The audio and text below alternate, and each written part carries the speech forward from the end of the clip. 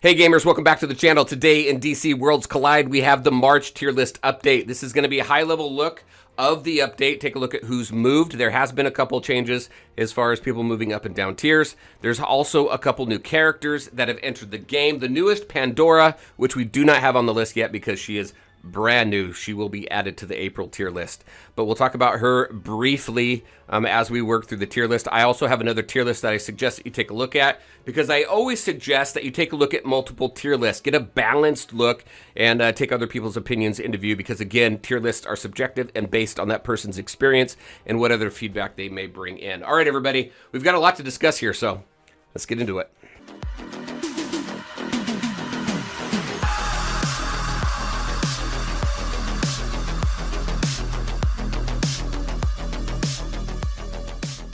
All right, and welcome back. Before we jump into this, one thing that I want to mention, this is, again, a high-level look, right? We're going to talk about characters that have moved, any new characters that have joined the game, and where I have placed them.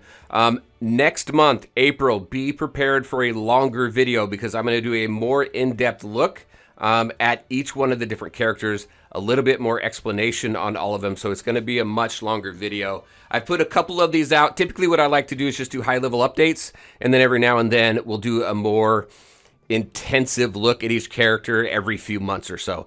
So April is coming up for that. So let's talk about the game here. All right, so just kind of where we are with early access. Currently, right now, we are one step beyond where we were when this game ended back in, October of 2022. We have all the game modes and everything that are in here. There are a couple characters still missing, but as far as game modes, we have everything here. We've got team-ups, crisis watch, all this stuff. We have everything here. There are a couple rooms that we don't have access to build yet, like Sinestro's room and Martian Manhunter, so we're a little behind on that. But as far as game modes and stuff, we have all of that in here. We do have something new. Before we get to the tier list, they've started with something called seasons. And if I can go ahead and get through all of this to get to the mail that discusses it. Where's it at? Right here, sacrifice season. So they're introducing seasons in DC Worlds Collide, where basically a specific type of character is going to be highlighted. And then those characters are a little bit buffed throughout the season. So right here, sacrifice season. Each season is going to deliver new characters and new team synergies that will be used to build up even more powerful teams in combat to combat the crime syndicate. As the seasons progresses, you'll have different opportunities to use these characters to their fullest abilities, including a special elite arena with these buffs. This just started on the 13th.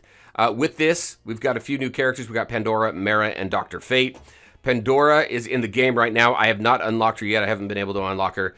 On the tier list, originally, when Reaper put his tier list out, she was fairly low. So I don't know if any changes have happened with her to bring her up yet. Mara's brand new. We first got a look at her last year, November of 2024, when the game briefly came out for a quick test. And then Dr. Fate's been around for a little while. So I don't know where Mara's going to place or Dr. Fate's going to place. So I don't have placements on the tier list for these characters, but we have something new. This is something that I don't think we had back before the game shut down back in 2022. I don't know launch on this game. I'm still expecting 2025. I think Q3 is reasonable, maybe even Q4 if they want to push it further. WB just did release launch DC Dark Legion, so I don't know how much separation they want between the two. All right, so let's jump into the tier list now. Here is where we are. Made a few changes. And then when we take a look, we're going to take a look at Reaper's tier list. And the reason why I want to show another tier list is, again, I like giving you options to take a look at other people's opinions. When you look at my tier list, I did base my tier list off of Reaper's original tier list, and then I've made adjustments and stuff based on my experiences in the game and stuff like that. So his tier list is a little different than mine, but we're still fairly close. He did add an SS, so he's got like a S Plus, and SS. I don't have the SS. I only go up to the S Plus. So if you kind of remove one of the tiers, it balances out. But at the top here, we still have Wonder Woman and Lex. Wonder Woman, fantastic for AoE damage. She gets that possible stun if you do a crit. She's fantastic. I love her. Lex, fantastic for shield. He also calls in additional attacks, assists, and things. So he does very well there. S tier, no change here. Everybody here stays the same. We've got a powerful hitter with Constantine, an amazing blocker with Nightwing. One thing to remember with Nightwing, he does require quite a bit of investment into the character, into his gear, and into his emblem, his badge, to really make him super effective. Really early on, he's kind of squishy, so you do need some investment there, but he is fantastic. GA is always good. You've got Zatanna here as well for the lifesteal. She's amazing. Flash is awesome with his revive and coming back and the amount of damage he does. Deathstroke is still great. He's the master of basic attacks. And then you've got Green Lantern Hal there, who does just some great damage. He has some shields as well. A+ characters here. You're going to see a little bit of difference now between mine and Reaper's list. And actually, let me go ahead and pull his list up here. So here's his list right there. So you can kind of see the two side by side, right? So A+ for Kid Flash. He is great. He's an awesome healer, single target healer. You've got Grodd, Superman. Nobody here has moved. I did add Sinestro. Sinestro, he is a fantastic character. I really do like how well he fits with Raven. I've got him and Raven. These are two new additions to the list here in the A+ tier with the debuffing team. They do fantastic. Raven being a critical character for your League Challenge boss with the revives and reviving your team so that you can continually bring people up and do more damage in the League Challenge. I think they're both fantastic there. We've got Cyborg was added here as well. I don't have a lot of experience with Cyborg, but I do know that there's been a lot of good feedback about him on the team. I've still got Penguin up here into the A+ tier. He's teetering on maybe being dropped down to A because I really don't use him that much. He's got some great kit abilities and being able to attack the back row and a self-healing tank and things like that. I just don't find it as useful. So in April, you may see him drop. I do like Two-Face as well. However, again, same with him. There's so many other characters that do great damage and do bleed that I'm just not sure if he can sustain A+, but that's where I still have him. We've got Blue Beetle, fantastic tank for a block team. He helps protect your back row. He does some decent damage, but he is great for your block team, along with Ocean Master here. I did move Ocean Master up. I think I had him at A. I've got him at A+ now, but with his bleeds and I can't remember his debuff, but he debuffs the team, and then if that debuff is up there, then it turns into a bleed, and he does great, especially for block teams, because he does a counterattack when your team blocks. One thing that I like having Bloodsport, I still have Bloodsport here at an A as well. One thing I like about Bloodsport, he does bring up a shield. However, it's only for one attack, so it's very random. So I understand people maybe not wanting to use him as much, but here's the thing. If it's a basic, then it's kind of wasted. If it's an ult, it's good. If it's an AoE ult, it's great as well. But if it's an AoE ult and it blocks, then you've got Ocean Master there that just does continual counterattacks. Granted, the counterattacks aren't massive, but when you continually counterattack and then just chop away at the opponent's health bar, you actually do quite a bit of damage. So he works really well. I do like using these two together a lot. But I did move Ocean Master up here. Superman remains in A+, Grodd in A+ as well. Great tanks, great damage dealers. You've got Grodd, who then also reduces action bar for your opponent, which is great as well.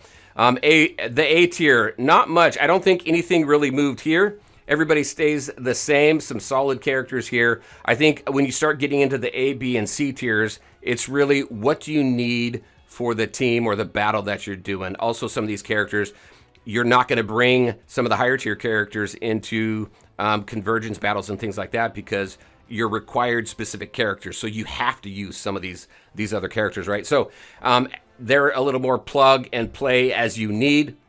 I do like Martian Manhunter. He is great on a block team. I almost feel that he's a little bit better than A, but I haven't had any experience with him yet, just really looking at his kit. But we know sometimes we take a look at a kit and it's great on paper, but when you get him in there and you start using them, not as good. But I think with the block team, though, he is really good. You've got Red Hood also. He's great for the League Challenge as well on the boss. He's got that revive. You've got Flash with a revive as well. So just depending on the specific attributes that the boss is looking for. I think like today, I can only have 1 DPS, which sucks, and then I have to have 4 supervillains in order to create my team. So 1 DPS and then 4 supervillains. One of the worst teams that I have. But those types of tags tend to cycle. So you just gotta kind of fill in who you have, which is why, again, having a wide roster really does help.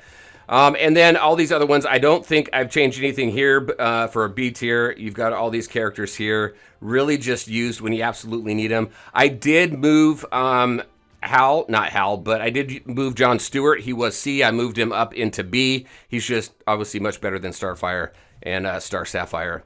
And then I did add another elite. You know, as we kind of go through this, it's good to always know who are some of the good elites that you can put a little bit of an investment in early on to use, also to use in some of those battles like Convergence Crisis and things like that, where you have to have a specific trait in there.